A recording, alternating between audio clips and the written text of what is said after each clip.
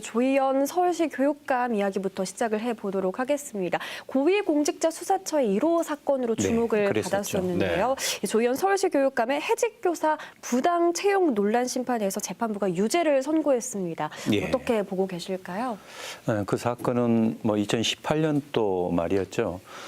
조희연 교육감께서 해직교사 이제 공직선거법 위반으로 정교조 출신이긴 하지만 이렇게 직장을 잃은 5분을 사실상 내정을 해놓고 네. 이제 채용 절차를 거치게 되죠. 근데 해당 부서에 이야기했더니 부서에 다 반대를 있었습니다. 네. 근데 조 교육감에서 그냥 본인이 서명하고 지시사항으로 이렇게 진행을 했었는데요. 그동안 조 교육감께서는 이게 적극 행정의 일환이었다. 불법이 아니다라고 이야기했지만 네. 직원들한테 이렇게 그렇게 할 의무가 없는데도 교육감이 이제 채용권자니까 임용권자가 직권을 남용해서 직원들한테 그렇게 할 의무가 없음에도 불구하고 강제로 이제 하게 했다. 그래서 직권남용 권리행사 방해죄 그리고 심사위원들한테 그 5사람에게 점수를 더 주게 이렇게 했다. 그래서 이제 국가공무원법 위반 이렇게 2개가 유죄로 인정돼서 네. 징역 1년 6월에 집행유예 2년의 형을 선고받게 됐죠. 네. 실형을 사는 건 아니지만 어쨌든 네. 형이 확정이 되면 교육감직을 잃게 되는 거 아니겠습니까? 맞습니다. 예, 조 교육감 즉각 항소할 뜻을 밝혔는데 자 그러면 앞으로 이 사건이 어떻게 전개될 것으로 보십니까? 글쎄요. 이게 이제 물론 항소하고 물론 상고까지 갈 텐데요. 네. 조 교육감께서는 일단 그게 적극 행정의 일환이었다고 이야기하지만 거기에서 핵심은 공무원들이 5명을 사실상 내정을 해놓은 상태에서 이렇게 공정, 경쟁, 채용 형식만 갖췄느냐 여부. 네. 그걸 그리고 이른바 응시자 그때 19명이 응시를 했었는데 5명에 대해서 특별히 좀 이제 가점하도록 이렇게 했느냐 그 사실 인정의 문제여서 네. 그 사실 인정이 바꿔질 걸로는 보이지 않습니다. 그렇기 때문에 아마 직위 상실될 가능성이 높다고 저는 그렇게 봅니다. 네, 그렇군요. 이번엔 국회 이야기로 넘어가 보도록 하겠습니다. 내일 모레 목요일이면 2월 임시국회가 시작이 되는데요. 시작 전부터 엄청난 진통이 예상되고 있습니다. 어떻게 보고 계세요? 예, 국회 이야기하니까 저도 좀 암울해진 그런 느낌인데요. 이게 2월 국회가 이게 방탄국회 아니냐. 민주당 쪽에서 이거 민생국회다 이제 이렇게 이야기합니다. 첩첩산중이죠. 이재명 대표께서 2번째 검찰청 보도라인에 섰고 이제 민주당에서는 2월 국회에서 이상민 행정안전부 장관에 대해서 탄핵을 진행하겠다. 그리고 네. 김건희 여사에 대해서도 특검법 이른바 주가 조작 관련돼서 특검법을 이렇게 통과시키겠다 이렇게 지금 하고 있는 상황이고 그래서 여야 간의 이 대결이 어느 때보다도 극심할 것 같습니다. 네. 아마 민생은 거의 실종되지 않나 이런 우려가 네.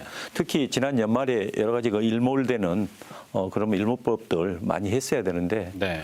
전혀 진전이 없는 것 같습니다. 네. 거기에다가 이제 요즘 가장 큰 정치 특히 이제 야당의 입장에서 봤을 때는 이재명 더불어민주당 대표의 검찰 출석과 앞으로 남아있는 또 추가 조사 이런 것들인데요. 그런 것들을 좀 간략하게 28일 검찰 출석 시점부터 정리를 해 주시죠.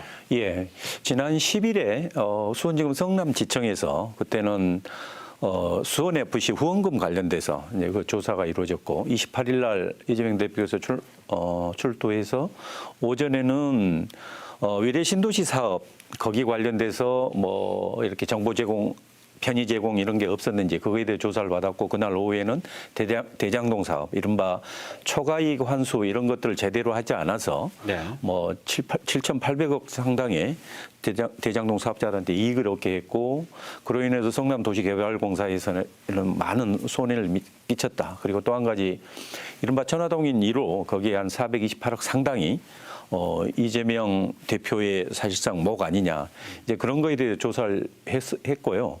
앞으로 남아 있는 게 이제 아마 수원지검에서 네. 쌍방울 김성태 회장 관련돼서 변호사비 대납이 있는지, 그다음에 대북 송금에 관여가 돼 있는지 이런 것들도 새로운 사실이 나오긴 했습니다. 네, 이제 그렇게 조사가 이루어질 걸로 보입니다. 네, 검찰에서 2차 출석을 요구를 했는데 주변에서 2차 출석은 하지 않을 것이다라는 의견이 대다수였는데 이 대표는 2차 출석에 응하겠다고 대답을 했습니다. 그 이유가 뭘까요?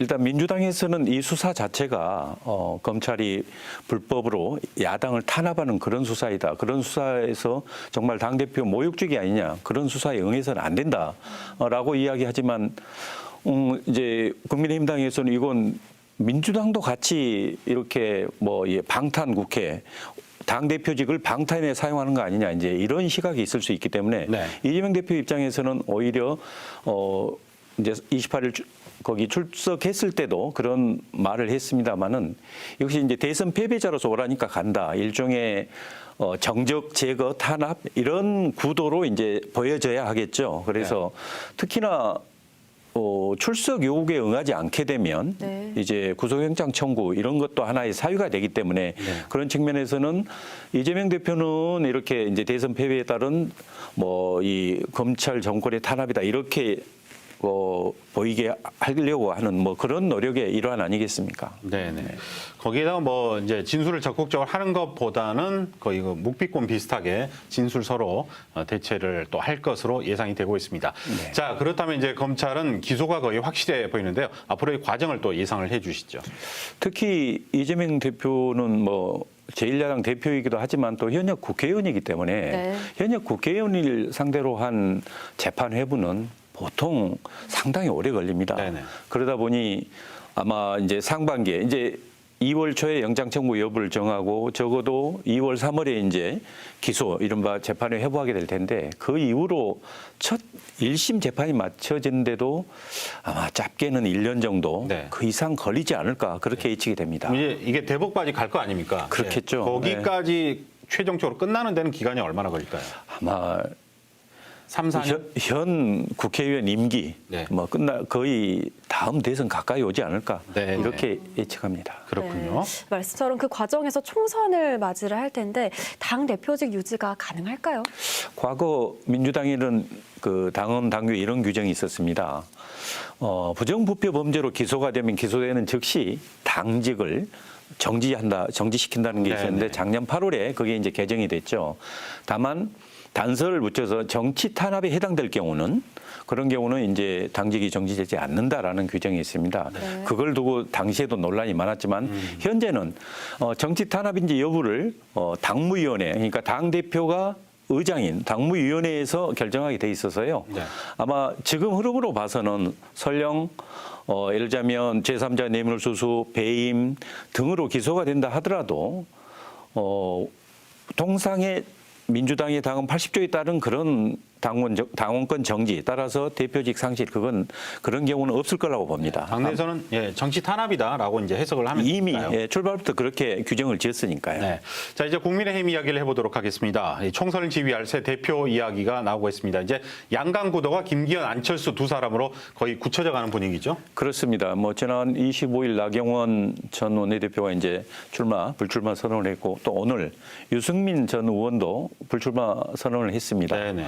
그렇기 때문에 이제 현재 양강은 뭐 김기현 전 원내대표와 안철수 의원 두 분 사이에 이제 경쟁으로 이렇게 양강 구도로 지금 형성이 됐습니다. 네, 맞습니다. 여론조사 결과 정말 오차범위에 대해서 치열한 싸움이 이루어지고 있는데 그러다 보니까 두 대표 간의 기싸움도 만만치 않더라고요. 상황을 어떻게 보고 계세요? 그렇죠. 벌써 뭐 작년 말 그때 이제 장제원 의원하고 김기현 대표의 뭐 이렇게 연대 이걸 김장연대니 이렇게 네. 이야기했지만 또 지나니까 안철수 의원께서 그게 지금 김장철 다 지나지 않았냐 뭐 그런 논란도 있었고 심지어 뭐 여기저기 기웃거리고 뭐 철새 논란을 김기현 의원이 언급을 하니까 아마도 그건 또 안철수 의원을 향한 거겠죠. 그랬더니 안철수 의원이 아니 그러면 윤석열 후보와 당시 단일화한 것도 그러면 철새였단 말이냐 이렇게 이제 반박하고 요즘은 또 굴러온 돌 박힌 돌 네. 그런 논란을 벌이다가 네. 뭐 후보 옆에는 현역 의원 한 명도 없다. 이제 이런 이야기까지 아무튼 기싸움이 굉장히 치열한 걸로 보입니다. 거기다가 제가 이제 방송 전에 재밌는 걸 봤는데 예. 가수 남진 씨하고 김기현 의원하고 사진 찍은 거 보고 이걸 지지를 선언한 건 아니다. 그냥 우연히 마주쳤는데 가수로서 그 사진만 찍어줬을 뿐이다. 이렇게 또 해명한 게 재밌는 기사로 떠 있는 것 같습니다. 그만큼 요즘에 이제 민감한 거겠죠. 예. 자, 그렇다면은 이제 캐스팅 보드를 쥐고 있는 게 나경원 전 의원인데 어느 쪽에 손을 들어줄 것으로 보이십니까? 아마 아까 여론조사도 말씀하셨지만 나경원 그 전 원내대표가 불출마 선언한 게 이른바 당내에 50여 명에 이르는 초선 의원들이 뭐 이제 사과 요구하고 뭐 집단적으로 어떻게 보면 린치를 당했다 이렇게 표현까지 하는데요. 네. 그런 것을 다 보았기 때문에 이른바 친윤 후보로 보여지는 김기현 전 원내대표보다는 아무래도 안철수 의원으로 많은 표가 가겠죠. 네, 네. 그리고 거기다가 유승민 전 의원도 상당히 본인 고유의 표가 있습니다. 오늘 불출마 선언을 함으로써 그분 표도 당연히 안철수 의원 쪽으로 갈 가능성이 것이다. 높습니다. 어떻게 보면 물론 그 친윤 후보로 뭐 대세론도 이야기하지만 또한 안철수 후보도 적어도 당원 지지 사이에서는 막강한 세를 좀 형성한 걸로 보입니다. 네. 그렇다면 우리 송기석 변호사님께서는 안철수 후보가 좀 더 유리하다고 판단을 하고 계신 걸까요? 아니, 지난 2014년도인가요? 당시 박근혜 대통령 시절에 서청원 후보하고 김무성 후보 둘 경쟁했는데 당연히 친박인 서청원 후보가 당선될 걸로 전당대회 이렇게 봤는데 결과는 김무성 네. 후보가 당선된 그런 사례가 있듯이 네. 이번은 정말 그 결과를 이렇게 예측하기 힘든 네. 아마 정말 치열한 네. 전당대회가 되지 않을까. 아마 보는 재미는 좀 더 해지는 것 같습니다. 아, 그렇군요. 결과를 또 예. 이제 전당대회가 3월 8일에 있는데 그날까지 저희가 결과를 주목을 해보도록 하겠습니다. 자, 우리 지역 소식으로 넘어가 보도록 하겠습니다. 요즘에 이제 이슈가 되는 게 어떤 것들이 있을까요? 우리 지역에 뭐 요즘 뭐 광주시의회하고 지금 광주시장 관련돼서 뭐 좀 그런 문제가 있고 갈등들이 있죠. 네. 예, 갈등이 있었고 다음에 이제 특히 군공항 이전 문제 이런 네. 아주 뭐 해결 방안이 보인다 이제 그런 점들이 있었습니다. 네, 네. 좀 전에 말씀드린 그 이 광주시와 광주시의회 사이의 문제는 우리 광주시 예산이 2023년 예산이 한 7조 2,300억 정도 됩니다.